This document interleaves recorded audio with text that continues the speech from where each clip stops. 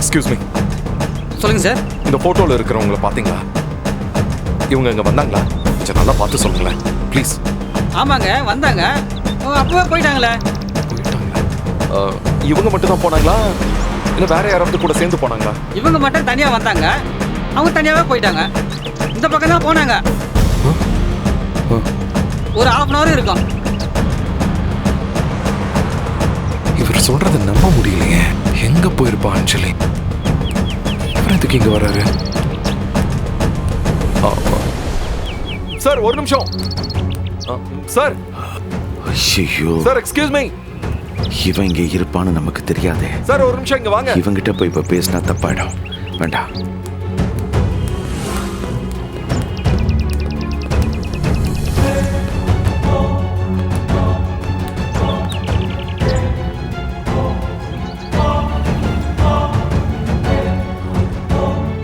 எங்க சார் போறீங்க? என் மாமனாரை பார்க்க தானே வந்தீங்க? சொல்லுங்க சார், என் மாமனாரை பார்க்க தானே வந்தீங்க? அஞ்சலி இங்க வந்துட்டு போயிட்டா, இப்ப நீங்களும் இங்க வந்திருக்கீங்கன்னா என் மாமா இங்கதான் இருக்கணும். சொல்லுங்க, அவர் எங்க இருக்காரு? அவரை பாத்தீங்களா?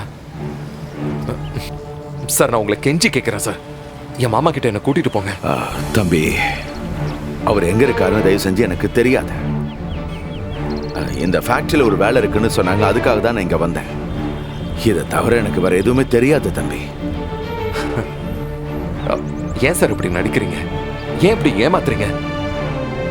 என் மாமா இருக்கிற இடம் தெரிஞ்ச ஒரே ஆள் நீங்க மட்டும் தான். நீங்க மட்டும் என்ன அங்க கூட்டிட்டு போகல ப்ளீஸ் சார். எல்லாம் கோவப்படக்கூட முடியல. அஞ்சலி வயித்துல வளர்ந்த வாரிசை அழிஞ்சிருச்சு. நான் செஞ்ச பாவத்துக்கெல்லாம் தினம் தினம் நான் அனுபவிச்சுக்கிட்டு இருக்கேன். என் குழந்தை என்னை விட்டு போன நாள் தான் நான் சைக்கோவா இருந்த மனுஷனா மாறின நாள்.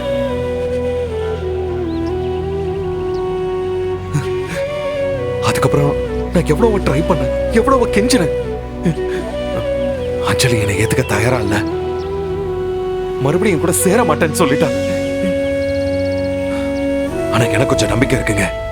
என்னைக்காவது ஒரு நாள் அஞ்சலி என்னை மன்னிப்பான்னு. ஆனா அஞ்சலி இப்ப என் மாமனாரை பார்த்து பேசினா, என் மாமனாருக்கு நான் பண்ண கொடுமையெல்லாம் அவகிட்ட அவர் சொன்னாருன்னா, அதுக்கப்புறம் அவன் என்னை மன்னிக்கவே மாட்டான். எனக்கு இருக்கிற கடைசி நம்பிக்கையும் அழிஞ்சிரும். தயவு செஞ்சு என்ன அவர்கிட்ட கூட்டிட்டு போங்க. அவரு காலில் விழுந்து நான் மன்னிப்பு கேட்கணும். நான் அவர்கிட்ட புரிய வைக்கணுங்க. ப்ளீஸ்ங்க, ப்ளீஸ். நான் திரும்ப உங்க கால்ல விழுந்து கேக்குறேன். நீங்க ஏந்திரீங்க முதல்ல. நீங்க ஏந்திரீங்க. நீங்க ஏந்திரீங்க. அவர்கிட்ட கூட்டிட்டு போங்க. சொல்றதை கேளுங்க. ஏந்திரீங்க. மாட்டேன். ஏந்திரீங்க மாட்டேன். என்ன நீங்க? சார், என் மாமா எங்க இருக்காரு? சொல்லுங்க சார். ப்ளீஸ் சொல்லுங்க. உனக்கும் அஞ்சலிக்கும் டைவர்ஸ் வாங்கி கொடுத்துட்டு என் பொண்ணுக்கு ஒரு நல்ல மாப்பிளையா பார்த்து கல்யாணம் பண்ணி வைப்பண்டா. இன்னொரு கல்யாணம் பண்ணி வைப்பியா? சொல்றா. இது யாருன்னு தெரியுதா? எங்கேயோ பார்த்த மாதிரி தான் இருக்கான். இவன் தான் 10 கொலை டேவிட். நல்லா பாத்துக்க.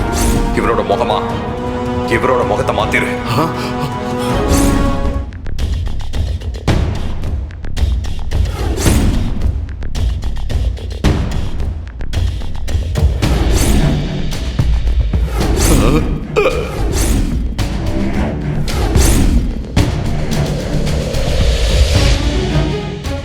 இதுதான் நடந்துச்சு.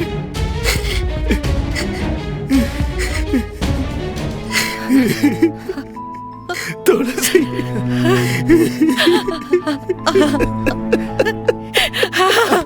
துளசி, துளசி. இத்தனை நாளா எங்க கூடவே இருந்திருக்கீங்க. ஆனா உங்களை அடையாளம் தெரியாம அங்கிள் அங்கிள்னு கூப்பிட்டுருக்கேனேப்பா. துளசி, ஆனா ஏன் எங்க கிட்ட சொல்லல? சொல்லிருக்கலாம்ல, சொல்லிருக்கலாம்ல. ஏன் சொல்லல? துளசி, என் முகம் மாறி இருந்தாலும் அப்போ என்ன விடாம என் மேல தீவிரவாதி பழி காட்டி இருந்தாமா. அப்படி இருக்கும்போது நான் அதை சொன்னா உங்க எல்லாரையும் மொத்தமா பிரிஞ்சிரு போகிற பயத்துல தான் நான் சொல்லல.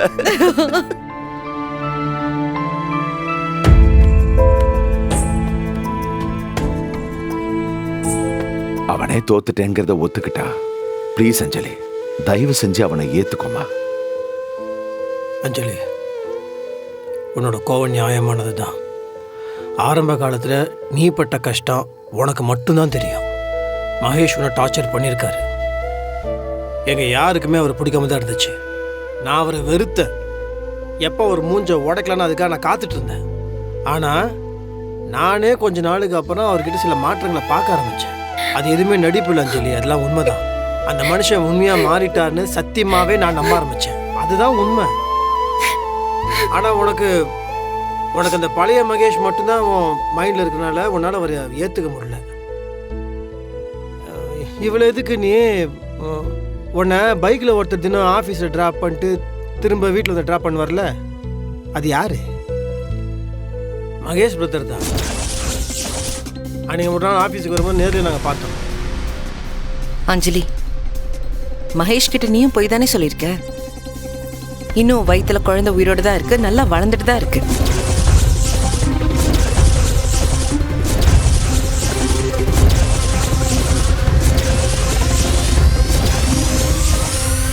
ஆனா அந்த குழந்தை செத்து போயிட்டதாவும் நான் கர்ப்பமா இருக்கிறதாவும் பொய் சொல்லி நம்ம குடும்பத்தோட சேர்த்து அவரையும் ஏமாத்திருக்கல.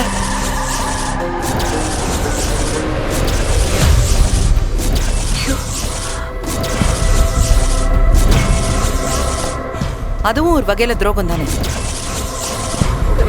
என்ன மன்னிச்சிருங்க. ஐயோ ஏங்க ஏங்க ஏங்க ஏங்க இருங்க இருங்க மாப்ள. எல்லாம் பண்ணாதீங்க. ஏங்க சாரிங்க சாரிங்க தெரியாம பேசிட்டேங்க சாரி. இருங்க மாப்ள. ஒண்ணும் பயப்பட வேண்டாம். சந்தோஷமான விஷயம்தான். நீங்க ஆசைப்பட்ட மாதிரியே நீங்க அப்பாவாக போறீங்க. துளசி அம்மாவாக போறா. நாங்க தாத்தா பாட்டி ஆக போறோம். துளசி சந்தோஷமா மாப்ள. ஐயோ, கடவுள் இருக்கா மாப்ள. வாழ்த்துக்கள் மாப்ள. ஐயோ அழாதீங்க அழாதீங்க. போய் எல்லாருக்கும் கூட போய் எடுத்து வந்து எல்லாருக்கும் கூட.